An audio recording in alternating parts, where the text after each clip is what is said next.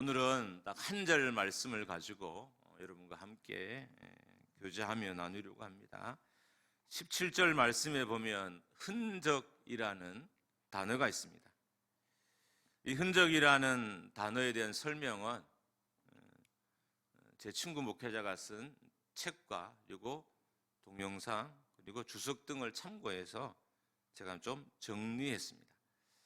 흔적이라는 단어는 헬라어로는 우리가 잘 아는, 많이 들어본 스티그마라는 단어입니다.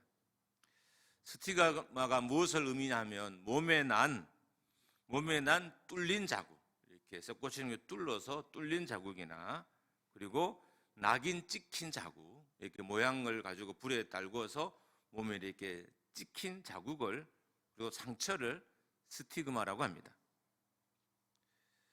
이런 스티그마를 가진 대표적인 사람들이 몇 부류가 있었어요. 몸에 이렇게 낙인이 찍힌 사람들이 있었어요. 첫 번째 부류는 고대 신전을 섬기는 사제들이었습니다. 그 사람들에게 있는 스티그마를 보면 이 사람들이 지금 신전에서 봉사하는 사제들이구나 하는 것을 알 수 있었어요. 그러니까 스티그마는 신분을 표현하는 역할도 했습니다.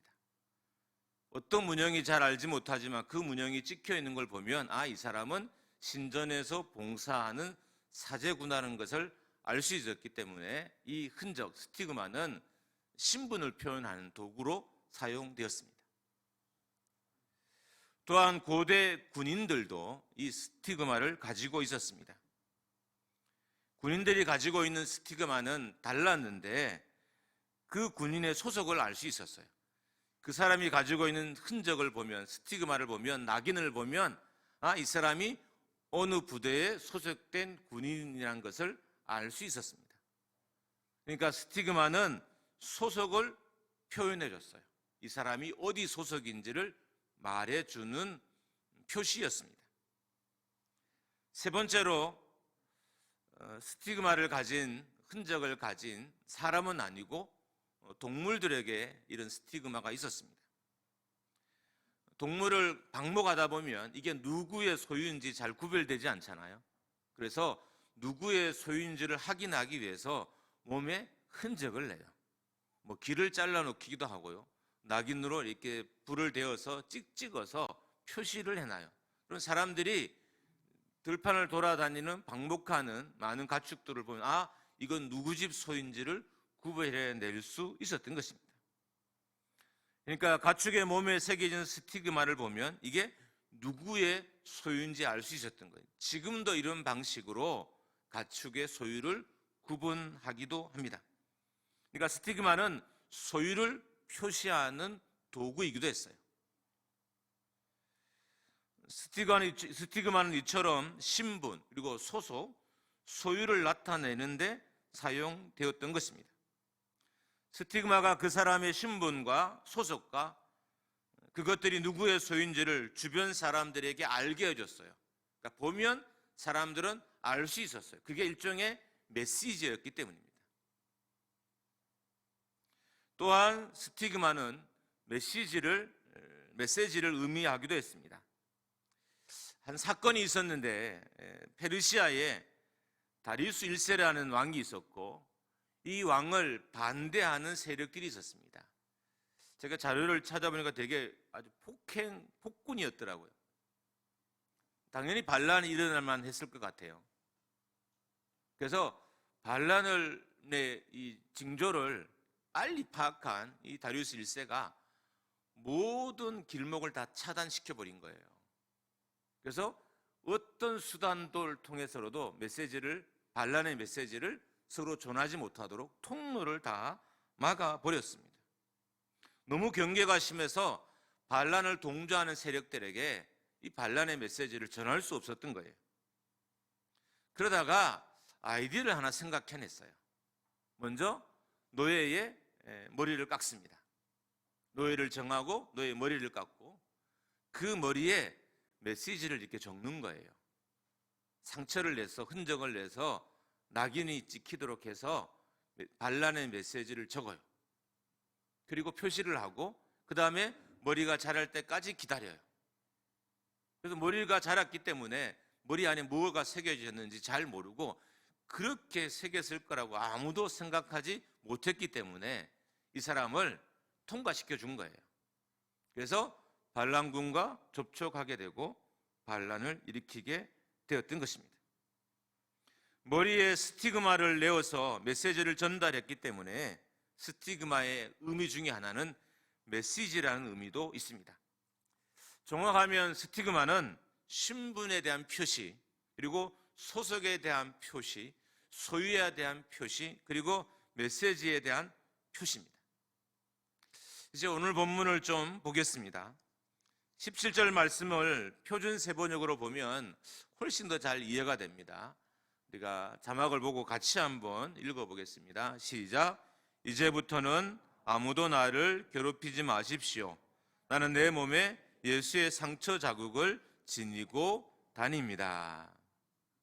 여기서 상처는 어떤 의미의 상처냐 하면 예수를 위해 살다가 갖게 된 상처, 하나님 나라를 위해 복음을 전하다가 갖게 된 상처, 예수님께 순종하다가 받은 박해로 인해서 받은 상처 자국을 스티그마라고 합니다. 바울의 몸에는 그가 예수 그리스도로 말미암아 박해를 받았다는, 그리고 예수님 때문에 죽음에 직면했었다는, 예수님 때문에 감옥에 갇혔다는 메시지가 그의 몸에 상처로 다 남아 있었던 것입니다. 그래서 많은 사람들이 바울을 보는 것만으로도 은혜가 됐던 거예요. 그의 마음과 그의 삶에만 하나님의 메시지가 새겨진 것이 아니라 실제로 그의 육체에도 하나님의 메시지가 새겨져 있었기 때문에 초대교회 많은 성도들이 사도 바울의 그런 외모를 보는 것만으로도 많은 은혜가 되고 도전이 될 수 있었던 것입니다. 그의 몸은 일종의 메시지였어요. 나는 하나님을 이렇게 사랑했습니다. 나는 하나님을 위해서 이렇게 고난을 받았습니다. 나는 예수 그리스도의 십자가로 인해서 이렇게 큰 고통 중에 있었습니다라는 메시지를 그의 몸이 가는 곳마다 전하고 있었던 겁니다. 예전에 한참 전이죠. 박지성 선수의 발 사진이 화제가 된 적이 있었습니다. 많은 사람들이 이 선수의 발 사진을 보고 감동을 받았어요. 왜냐하면 그 발 사진 자체가 엄청난 메시지를 사람들에게 전달해 줬기 때문입니다. 이 선수는 국가대표였고요. 그리고 맨유의 주전이었어요. 정말 화려한 경력을 가진 선수였습니다. 지금도 레전드 중에 레전드라고 불리는 선수예요. 근데 그의 발은 볼품 없었고요. 상처 투성이었어요. 심지어 그의 발 풋프린팅을 해놓은 걸 보면 그의 발은 평발이었어요. 그럼 평발은 군대도 옛날엔 제외됐잖아요. 그만큼 평발로 운동하거나 움직임을 한다는 자체가 아주 어렵다는 거예요. 실제로 평발로 운동을 하면 뼈나 근육, 인대에 좋지 않은 영향을 많이 준다고 합니다. 그의 발 사진은 그가 자신의 화려한 그 이력과 경력을 위해서 얼마나 많은 상처를 얻었는지, 상처를 받았는지, 상처를 극복했는지에 대해서 고스란히 잘 나타냈기 때문에 사람들이 사진만 봐도 감동이 되었던 것입니다.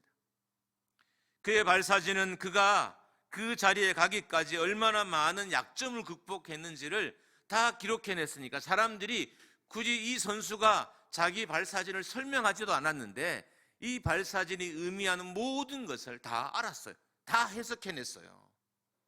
그래서 감동이 되었던 것입니다. 박지성 선수의 발은 그의 삶에 대한, 그의 노력에 대한 메시지를 품고 있었기 때문에 감동이었습니다. 사도 바울에게도 이런 스티그마 흔적이 있었어요. 예수를 전하다가 예수님 때문에 박해받은, 예수님 때문에 감옥에 갇혀서 얻었던 상처들이, 흔적들이 그의 육체도 여전히 남아 있었습니다. 그래서 이것이 메시지가 됐던 거예요.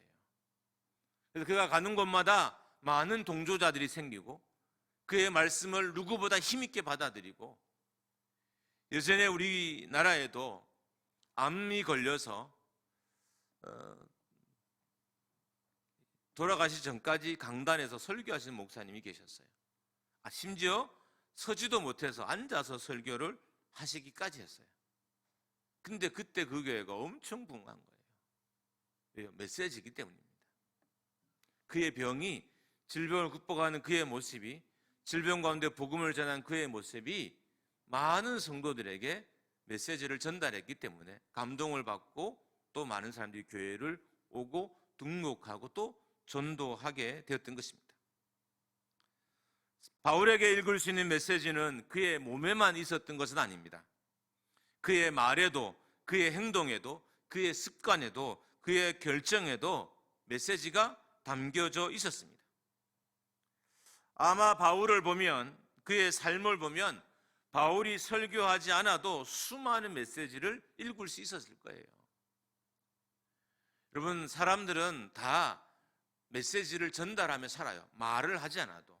제 몸에도 수많은 메시지가 다 새겨져 있어요. 사람들은 제가 말을 하지 않아도 저를 보면서 제 몸이 가지고 있는 메시지를 다 해석해내고, 그것이 좋은 메시지인지 나쁜 메시지인지도 다 분간해내요. 여러분은 굳이 어떤 사람인지 표시하지 않아도 사람들이 여러분을 보면 여러분을 해석해낼 수 있어요. 왜요? 몸과 얼굴과 말과 때로는 표정과 결정에 여러분 인생에 대한, 여러분의 삶에 대한 메시지들이 다 기록되어져 있기 때문입니다. 바울의 삶을 보면 사람들이 그의 설교를 듣지 않아도 수많은 메시지를 읽을 수 있었던 것은 그가 지닌 메시지가 탁월했기 때문인 거예요. 만약에 사울이 그의 몸과 그의 영혼과 그의 마음과 그의 삶에 지니고 있는 메시지가 탁월하지 않았다면 그를 따르는 사람도 많지 않았을 것이고, 그의 설교에 감동을 받고 감명받는 사람도 적었을 거고, 그의 편지를 통해서 교회가 고쳐지고 변화된 일도 없었을 거예요. 근데 바울이 전한 메시지가 너무 탁월했기 때문에 많은 사람들이 그의 영향력을 다 받아들였던 것입니다. 바울의 삶을 보면 그가 얼마나 하나님을 사랑하는지, 그의 결정을 보면 그가 얼마나 하나님 나라에 충성하는지를 알 수 있었습니다. 그의 삶이, 그리고 그의 결정이 메시지를 다 담고 있었기 때문입니다. 그래서 가는 곳마다 그를 추종하는 사람이 생겼고, 그리고 교회가 세워질 수 있었어요. 여러분, 교회가 세워진다는 것은 목회자와 목회자의 주변의 사람들이 견고하게 서간다는 의미예요. 목사 편이 많아진다는 게 아니라 함께 사역을 하고 동력할 사람들이 많이 세워져야 교회가 견고하고 튼튼해지는 거예요.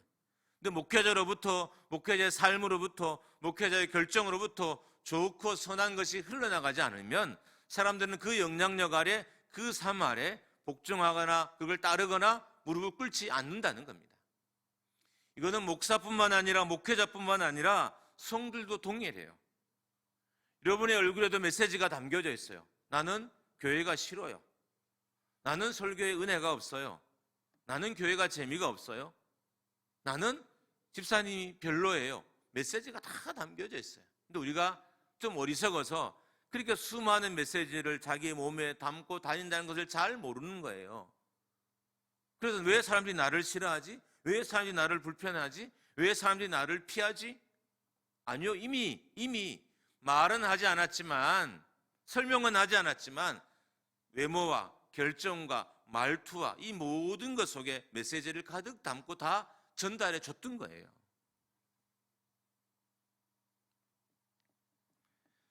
바울의 삶에, 그의 사역에, 그의 행동에 거룩한 메시지가 새겨졌어요. 그래서 사람들이 감동을 받고 그를 따르고 순종했던 거예요.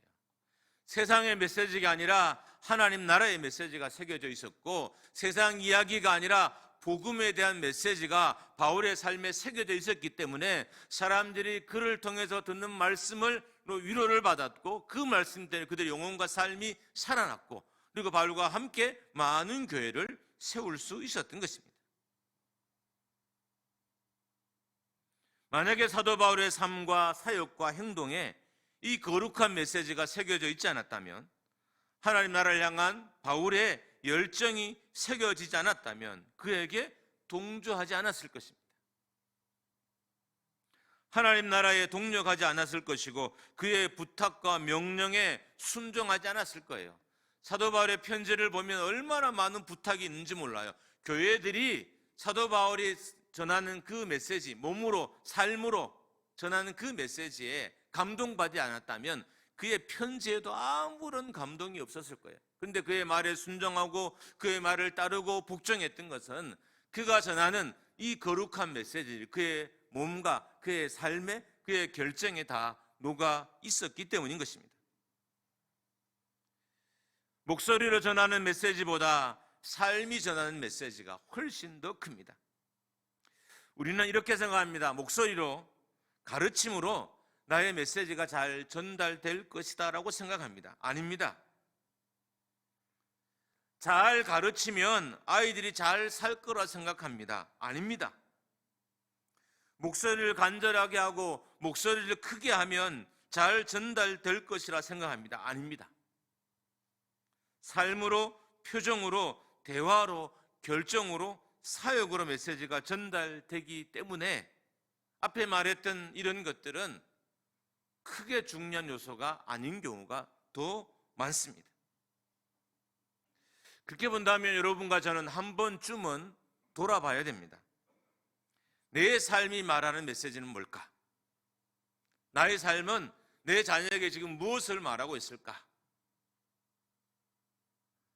아버지로서 나는 아들에게 무엇을 말하고 있을까? 내 삶은 무엇을 말하고 있을까? 어머니로서 딸에게 나는 무엇을 말하고 있을까? 내 삶은 어떤 메시지를 전하고 있을까를 한 번쯤은 돌아봐야 하는 것입니다. 여러분의 표정이 담고 있는 메시지는 뭘까요?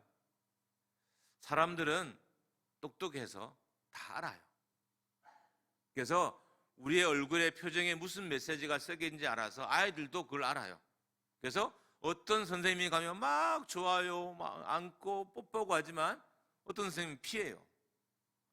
어떤 성도는 좋아서 막 달려가서 막 끌어안지만 어떤 사람은 피해요. 왜요? 그의 표정과 그의 말에 메시지가 담겨 있고 아이들도 이 메시지를 읽을 수 있는 능력이 있기 때문인 거예요. 해석을 한 거예요. 아, 저 선생님은 나를 싫어해. 아, 저 집사님은 나를 싫어해. 저 집사님 가까이 가면 혼나. 다 아는 거예요. 메시지를 이미 다 읽어냈어요. 그래서 가까이 가지 않는 겁니다. 제가 가장 행복할 때가, 가장은 아니겠지만 행복할 때가 언제냐면 교회 마당에 있을 때, 주로 아동센터 아이들은 저를 너무 오래 봐서 제가 심지어 교회 목사님도 잘 몰라요. 그래서 아저씨만 이러고 직원사님 유의하시기 바랍니다. 그래서 아저씨라고 부르지 않도록 아저씨하고 달려와요. 근데 걔 중에 몇몇은 목사님 하고 달려와요. 옆에서 자잘자잘 대다가 가요. 전 되게 행복해요. 왜요? 내가 이 아이에게 좋은 메시지를 전해줬구나. 느껴지잖아요. 내가 이 아이에게 긍정적인 메시지를 전해줬구나. 그래서 딴 애들은 아저씨라고 하는데 얘는 목사님하고 달려와서 이야기하고 자기 말을 해주는구나. 그래서 되게 행복해요. 왜요? 내 좋은 마음이 그 아이에는 전달됐기 때문에. 교회 바로 앞에 살고 있는 아이들도 있어요. 이 아이들도 저녁 되면 교회 마당에 놀러 와요. 그럼 제가 그때 주로 청소를 하거나 마당을 배회하거나 이렇게 하고 있어요.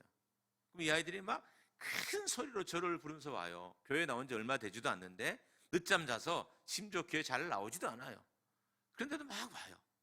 왜 온지 아세요? 제가 볼 때마다 뭘 줬거든요. 막 케이크도 주고 비싼 아이스크림 케이크도 주고 막 줬어요. 근데 얘들은 제가 저한테 좋은 메시지를 읽은 거예요. 저 사람은 좋은 사람이야. 그래서 저를 반겨주고 저를 좋아해요. 아이들도 어른에게서 어떤 메시지가 풍긴지 다 알아요. 아는데 어른들은 얼마나 잘 알겠어요. 그죠? 얼마나 잘 알겠어요. 여러분 귀신이잖아요. 성도한테 귀신이라고 하면 좀 이상하지만 귀신이 기가 막히게 알아차리잖아요. 다 알아요, 사람들은. 나의 대화가 말하는 메시지가 뭔지 한번 고민해 봐야 돼요. 내 대화는, 내 말은 내 말투는 어떤 메시지를 상대방에게 전하고 있을까? 나의 결정이 담고 있는 메시지 또한 알아야 돼요. 여러분, 교회의 결정에는 되게 중요한 메시지가 담겨요. 우리 교회가 무엇을 귀하게 여기고 우리 교회가 무엇을 중요하게 여긴지가 메시지에 담겨요. 결정에 담겨요. 그래서 교회는 좋은 결정을 하는 교회가 좋은 교회예요. 여러분, 큰 교회가 좋은 교회가 아니라, 화려한 교회가 좋은 교회가 아니라, 나 다른 교회가 하지 못하는 결정, 다른 교회가 도대체 할 수 없는 결정을 해내는 교회가 좋은 교회예요. 교회를 크게 짓다 이게 아니에요. 보통 성도들은 목사가 이렇게 이야기하면 머리를 빨리 굴려요. 혹시 이게 교회를 짓자는 이야기인가? 뭔가 막 더 크게 하자는 이야기인가? 아니에요. 그런 걱정하지 않고 말씀 들으셔도 돼요.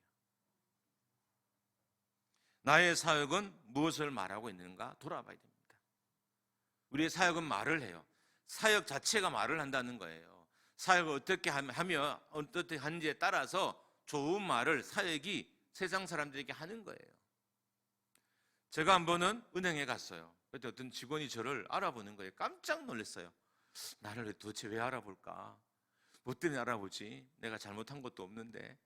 알고 봤더니 제 묘강실 앞에서 커피를 얻어 드신 분인 거예요. 저를 기억하고 있더라고요. 그러니까 저의 메시지가 좋은 거였겠죠. 그러니까 제가 인사하지 않는데 먼저 인사하고 목사님 안녕하세요 하고 인사를 해줬어요. 저는 돈 거래할 게 별로 없는 사람인데도 저를 기억하더라고요. 좋은 메시지가 사역이 좋은 메시지를 전했기 때문입니다. 4대 일간지 오피니언란에 나온 기사입니다. 그림에 대한 이야기라서 여러분이 좀 잘 들으셨으면 좋겠어요. 15세기 1400년대에 들어서면서 화가들이 자신의 그림에 자화성을 그려넣기 시작했어요. 일단 일종의 풍조죠. 시대적인 흐름이죠. 보통 자화성을 그냥 스스로 그냥 혼자 크게 그리잖아요. 근데 이때부터는 자기가 그린 그림 속에 자기를 그려 넣는 거예요. 그래서 이 당시에 유명한 화가들의 그림에 보면 화가들의 얼굴이 그려져 있어요. 근데 일반인들은 잘 몰라요. 누가 알아요?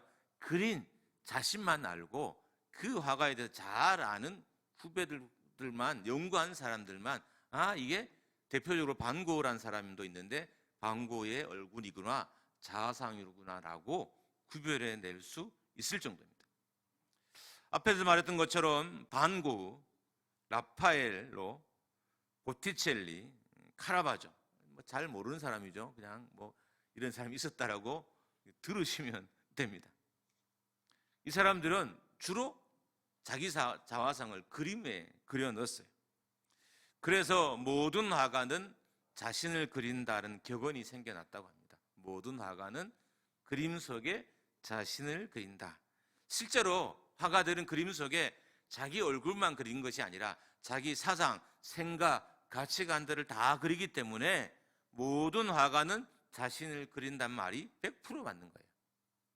그림 속에 자화상을 집어넣어서 자신을 그린다는 말도 맞지만 더 나가서 모든 그림 속에 자기의 가치관, 생각들을 투여해서 그리기 때문에 또한 자기를 그리는 것이기도 합니다. 대표적인 작품으로는 미켈란젤로의 최후의 심판이라는 작품이 있습니다. 최후의 심판이라는 그림은 바티칸 시스티나라는 이 성당 천장 위에 있는 벽화예요. 근데 이 미켈란젤로가 이걸 그리는데 너무 힘든 거예요. 왜냐하면 천장이니까 어떻게 그려야 돼요? 가설물을 세우고 들어 누워서 그림을 그려야 되는 거예요. 그 큰 벽화를 한두 달 만에 완성할 수 있겠습니까? 긴 시간 동안 이렇게 들어 누워서 그림을 그리다 보니까 문제가 생겼어요. 눈에 눈병이 생겨서 너무 고통스러워했고요. 목도 통증이 와서 힘들어했고 아스퍼거라는 증후군이라는 질병도 얻게 되어서 정말 고통스러운 시간들을 이 미켈란젤로가 보냈습니다. 그런데 이 사람의 최후의 심판에 이 그림 안에 보면, 벽화 안에 보면, 천장화에 보면 그의 얼굴을 그려놨어요. 어디에 그렸을까요? 되게 끔찍한 곳에 그려놨어요. 여러분, 바돌로메라는 예수님의 제자가 있잖아요. 이 제자가 박해를 받아서 껍질이 벗겨졌어요. 그러니까 껍질을 다 벗기는 박해를 받은 거예요. 근데 이 미켈란젤로라는 사람이 이 바돌롬의 그 벗겨진 껍질에 보면 얼굴 부분이 있잖아요. 거기에 자기 얼굴을 그려놓은 거예요. 이런 거죠. 나는 지금 이렇게 고통스럽다는 거예요. 내가 이 그림 그리는 과정이 너무 고통스러워. 정말 죽을 것 같아. 내 영혼이 다 빠져나간 것 같아. 라는 느낌의 자화상을 그 시체 껍질 얼굴 속에 새겨 놓았습니다. 자화상을 그림 속에 넣었기 때문에 모든 화가는 이처럼 자기를 그린다라는 명제가 생겨난 거예요. 실제는 앞에서 말했던 것처럼 자화상만 그린 것이 아니라 모든 그림은 자기가 담겨져 있는 거예요. 생각, 가치관들. 그래서 어떤 교수님들은 그 그림을 해석하면서 시대 문화들, 가치관들, 철학들, 종교를 해석하고 설명하는 분이 있어요. 그분의 책을 보면, 라용환 교수님인데 책을 보면 정말 탁월해요. 야, 미술을, 이 그림 안에, 이 한 그림 하나 안에 이렇게 많은 이야기가 담겨져 있을까라고 하고 저도 재미있어하고 책을 읽은 적이 있습니다. 화가들의 그림 속에는 그의 마음의 상태가 그려졌고, 그리고 그의 가치관과 그의 사상과 그의 현재의 고통과 문제들이 다 그려져 있었어요. 그래서 사람들은 화가를 보면서 그 메시지를 읽어내는 것을 되게 좋아하고 즐거워해요. 왜? 메시지가 담겨졌다고 여기기 때문입니다.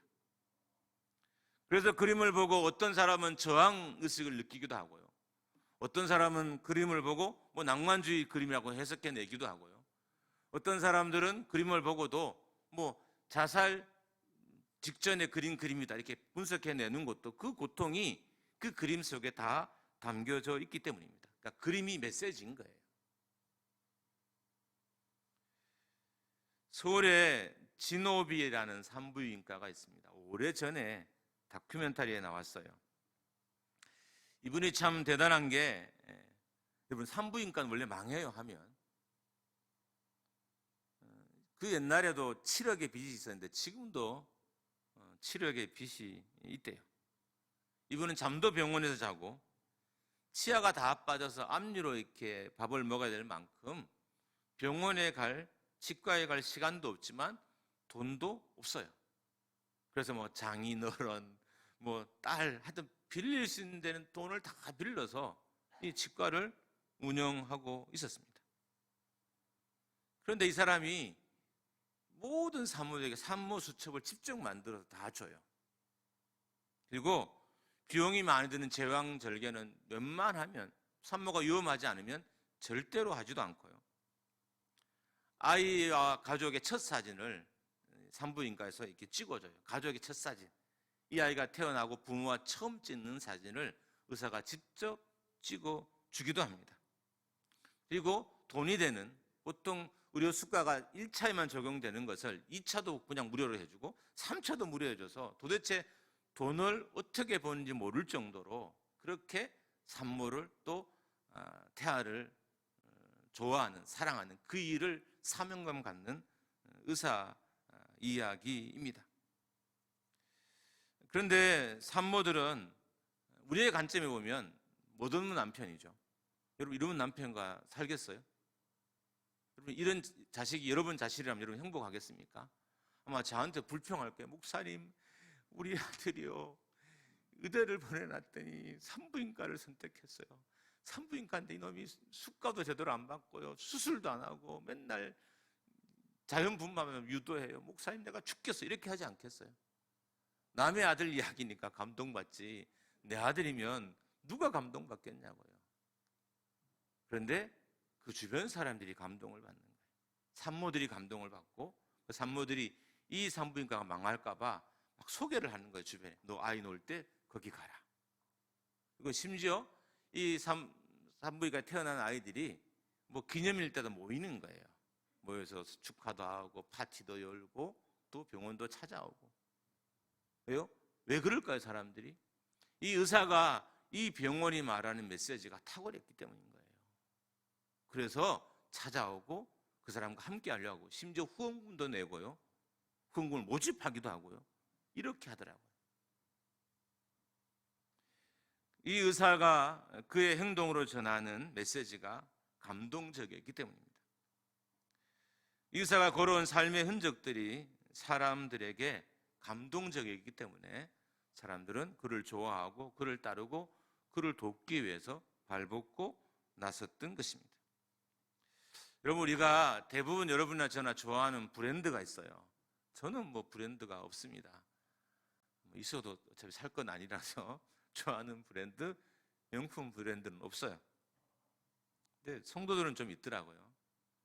옛날에는 제가 잘 몰랐는데 요즘은 가끔 보면 저거는 좀 비싸거나 조금은 보여요. 그래서 가끔 성도들이 들고 다니는 걸 보면 여러분들 아마 좋아하는 브랜드가 있는 것 같아요. 이 브랜드라는 이 단어가 어디서 나온지 아십니까? 스티그마라는 헬라에서 나왔어요. 그 브랜드의 어원이 스티그마예요.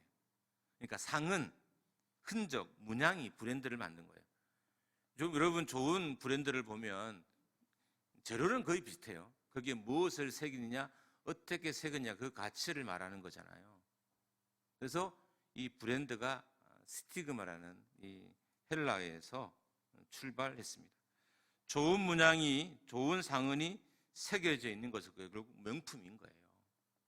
상처를 잘 새긴 게 명품인 거예요. 참 아이러니죠. 잘 지지고 잘 굽고 상처를 잘 새긴 게, 잘 파고 두드린 것이 그게 명품인 거예요.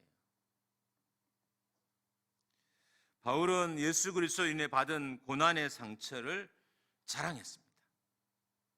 바울은 예수 그리스도로 인해 받은 상처를, 흔적을 자랑했습니다. 왜냐하면 이 상처와 흔적이 하나님 앞에서는 자신의 브랜드이기 때문인 거예요. 세상에는 이 상처와 흔적을 몰라줄지 모르지만 하나님 앞에서는 이 상처가, 예수 때문에 받은 상처들이, 예수 때문에 받은 상흔들이 브랜드이기 때문에 사도 바울은 자랑했어요. 그래서 자기의 상처를, 자기의 흔적을 자랑하며 다녔던 것입니다. 예수 그리스도로 인해 받은 상처가 천국에서는, 하나님 나라에서는 우리의 삶을 명품 삶이 되게 하는 거예요. 실제로 이 땅에서도 예수 그리스도를 받은 상처보다 더 가치 있는 게 없어요. 그래서 예수 그리스도 때문에 받은 상처는 여러분과 저의 삶을 명품 인생으로 만들어요. 우리는 세상에서 상처를 받고 살아가요. 근데 그 상처는 우리를 볼품없게 만들어요. 근데 예수 때문에 받은 상처는 나를 명품으로 만들어요. 그래서 우리는 예수 때문에, 예수 믿다가 받은 상처들이 바울처럼 많아야 하는 것입니다. 여러분, 교회를 섬기다가 얼마나 많은 상처를 받아요. 교회를 섬기다 받은 상처는 천국에서 상급이 돼요.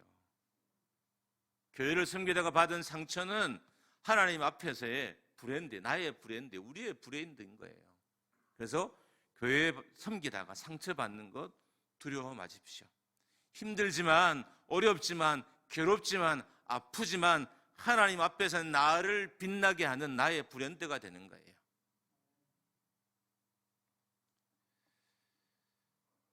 명품 인생이란 명품을 걸친 인생이 아니라 예수 그리스도로 말미암아 상처의 흔적이 많은 사람인 것입니다. 제가 두 가지로 말씀을 요약합니다. 먼저는 교회로 인해서, 예수 그리스도로 인해서 난 마음의 상처, 삶의 상처를 기뻐하십시오. 여러분이 명품임을 인정하는 사인인 거예요. 교회 섬기다 받은 상처 얼마나 고통스러워요. 아파요. 힘들어요. 그렇지만 그거는 여러분의 신앙을 명품 신앙 되게 하는 상처인 거예요. 남들에게 자랑해도 되는 상처인 거예요.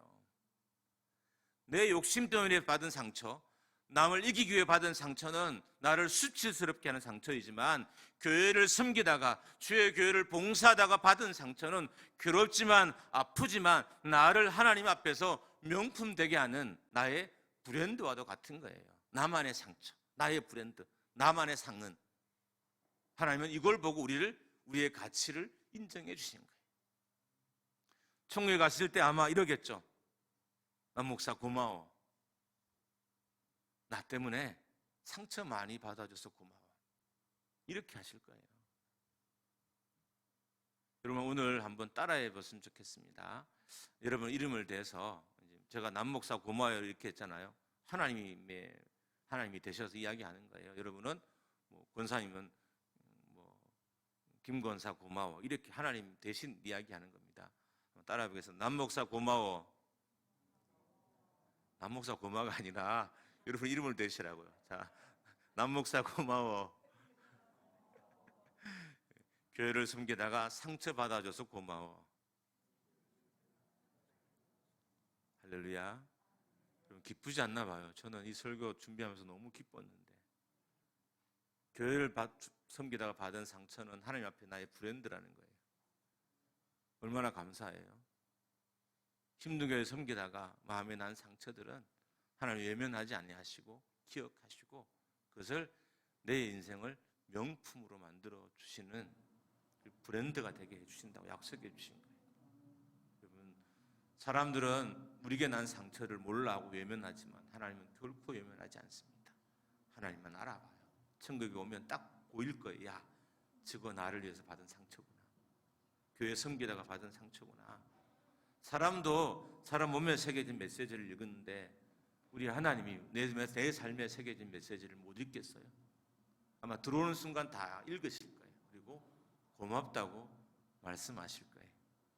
여러분 교회를 사랑한 흔적을 여러분의 마음과 육체에 새기십시오. 하나님 여러분을 기뻐하실 것입니다. 하나님 나라를 사랑한 흔적을 여러분의 육체와 영혼에 새기십시오. 그게 명품 인생인 거예요. 교회를 받아 섬기다 받은 상처들, 상처가 나를 지금도 괴롭히고 있지만 그 상처는 하나님이 인정하시고 기뻐하신 상처인 거예요. 나를 하나님 앞에서 명품 인생 돼가는 상처라는 것을 꼭 기억하십시오. 그래서 상처를 상처로만 여기지 말아주시기 바랍니다. 두 번째로 여러분의 삶이 무엇을 말하는지 돌아보십시오. 여러분의 얼굴이, 여러분의 말에, 여러분의 표정에 어떤 메시지를 담고 있는지 한번 돌아보십시오. 여러분의 얼굴에는, 여러분의 삶에는 영혼을 사랑한다는 메시지가 담겨져 있을까요? 우리 교회에는 영혼을 사랑한다는 메시지가 담겨져 있을까요? 교회는 메시지를 가지고 있어야 돼요. 세상을 향한 메시지, 세상의 구원을 향한 메시지를 교회가 담고 있어야 됩니다. 우리 교회가 하는 일에서, 우리 교회 성도들의 삶에, 우리 교회의 예배에서 우리는 영혼을 사랑합니다라는 메시지가 담겨져 있을까요? 이게 담겨져 있는 사람들은 우리 교회로 몰려올 거예요. 교회는 이 생명의 메시지를 담고 있어야 됩니다. 하나님이 교회를 기뻐하시고 영혼들도 그런 교회를 기뻐하게 되는 것입니다. 우리 교회 재정 지출에, 우리 교회 목장 모임에, 우리 교회 사역에, 우리 교회 결정에, 우리 교회 건물에 우리는 하나님을 사랑합니다. 우리는 영혼을 사랑합니다라는 메시지가 담겨져 있을까요? 사람들은 다 압니다. 아이들도 어른들의 마음과 표정에 담겨진 메시지를 다 읽은 것처럼 불신자들도 교회에 담겨진 메시지를 다 읽을 줄 알아요. 저 교회는 우리를 사랑하는구나. 저 교회는 영혼을 사랑하는구나. 저 교회는 영혼을 소중히 여기는구나를 다 안다는 것입니다. 그래서 교회는 좋은 메시지를 담고 있어야 됩니다. 또한 우리의 말과 행동과 표정과 결정에도 메시지가 담겨져 있습니다. 여러분은 걸어다니는 메시지예요. 걸어다니는 전도지. 따라하겠습니다. 나는 걸어다니는 전도지입니다. 여러분의 몸과 영혼의 삶의 메시지가 새겨져 있기 때문입니다. 여러분은 걸어다니는 광고판이에요. 왜냐하면 여러분의 삶에 메시지가 새겨져 있고 많은 사람들이 그 메시지를 지금 보고 있기 때문인 것입니다. 아침에 교회 올 때 행복하게 오세요. 사람들 이렇게 읽을 거예요. 아, 목장교회 가는 것이 행복하구나. 여러분 교회 일할 때 힘들지만 웃으면서 해보세요. 아, 저 교회는 정말 행복한 교회구나. 메시지를 세상에 전하는 거예요. 이게 좋은 교회고 또한 좋은 성도인 것입니다. 여러분을 보면 하나님이 살아 계신 분이신지도 알 수 있고요. 우리를 보면 부활이 있는지도 알 수 있고요. 우리를 보면 하나님 나라가 있는지도 알 수 있고요. 우리를 보면 성령의 능력의 하나님이라는 것도 알 수 있어요. 왜요? 내가 그 메시지를 품고 있기 때문인 거예요. 만약 교회나 성도들이 이 메시지를 품고 있지 못하면 사람들은 하나님이 없다고 말할 거예요. 하나님이 살아 계시지 않다고 말할 거예요. 성령은 능력의 하나님이 아니라고 말할 거예요. 우리가 이 메시지를 교회와 성도가 담고 있어야 사람들이 우리를 향해서 하나님은 살아 계시구나, 성령은 능력의 하나님이시구나, 하나님 나라가 있구나, 눈에는 보이지 않지만 하나님 나라가 있구나라고 사람들이 해석해낼 거예요. 그런 메시지가 여러분과 저의 삶과 우리 영혼과 우리 사역에서 세상에 전해져야 됩니다. 이게 좋은 교회예요. 과연 우리 교회는 어떤 메시지를 전하고 있을까요? 여러분에게 권면합니다. 우리가 남은 사람들이 많지는 않잖아요. 그 시간 동안 여러분의 삶을 통해서, 표정을 통해서, 결정을 통해서 무엇을 말씀하다 가실래요? 하나님은 이 남은 삶 동안 하나님을 말하는 사람들, 하나님 나라를 말하는 사람들, 하나님의 역사를 말하는 사람들을 찾고 또한 기뻐하시는 것입니다. 여러분이 입을 열지 않는다고, 여러분이 성격이 조용하다고 해서 말하지 않는 게 아니에요. 여러분의 삶 자체가 메시지인 거예요. 우리 교회는 조용한 성도들이 많습니다. 그분이 조용해도 사람들은 다 읽어내요. 성격이 조용하구나, 차분하구나, 다 읽어내요. 내 삶이 메시지이기 때문입니다. 그렇다면 성도의 삶이 진짜 제대로 메시지는 뭘까요? 바로 예수 그리스도인 거예요. 내 삶을 통해서 예수 그리스도가 읽혀져야 되는 거예요. 교회를 통해서 예수가 읽혀져야 되는 것입니다. 그럴 때 사람들이 그 메시지를 읽어내고 교회로 오고 하나님께 예배하기 위해 오고 하나님께 기도하기 위해서 모이는 거예요. 여러분, 요즘 새벽에 제가 깜짝 놀랄 때가 있어요. 현장에도 많은 성도가 와 있는데 온라인도 엄청나게 많이 들어와 있는 거예요. 우리 교회 수준에서 제가 설교하다가 놀래서 설교를 잊어먹을 때도 있어요. 가끔씩. 메시지예요. 교회가 지금 뭔가를 기대하고 있구나. 성도들이 바라고 소망하는 것들이 있구나. 우리 교회가 부흥하려나? 이 메시지가 우리 기도의 모임에 다 담겨져 있는 거예요.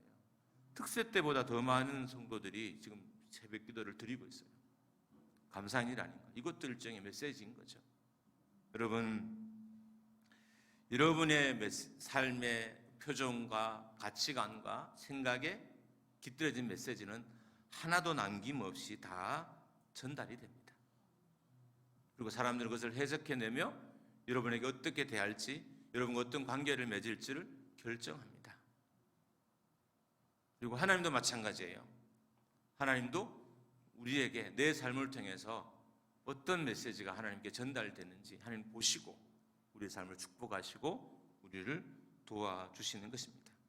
아무쪼록 여러분과 우리 교회를 통해서 하나님이 살아계시다는 메시지가 세상에 전달되기를 주님의 이름으로 축복합니다. 교회를 통해서 부활이 있다는 메시지가 세상에 전달되기를 주님의 이름으로 축복합니다. 교회를 통해서 천국이 있다는 사실이 세상에 전달되기를 주님의 이름으로 축원합니다. 그래서 교회는 행동으로 말할 수 있어야 돼요. 결정으로 말할 수 있어야 돼요. 설교로, 대화로, 말로 말하는 게 아니라 삶으로, 가치관으로, 결정으로, 그리고 사역으로 건강하고 좋은 메시지를 세상에 전해야 됩니다. 그래야 영혼이 이곳에 깃들게 될 거예요. 아무쪼록 목장교회가 많은 영혼이 깃드는 교회가 되기를 주님의 이름으로 축원합니다. 여러분, 저를 위해서도 기도해 주십시오. 그래서 저의 영향력을 보고 많은 영혼들이 깃들 수 있도록. 남의 이야기라 아멘을 크게 안 하시네요. 제가 잘 되면 여러분도 잘 되시겠죠, 그렇죠? 그래서 기도해 주십시오. 그래서 정말 많은 사람이 볼 때 좋아 보이도록, 목사님이 저렇게 좋은 생각이 저 목사님에게 보이네. 저런 좋은 삶이 보인다.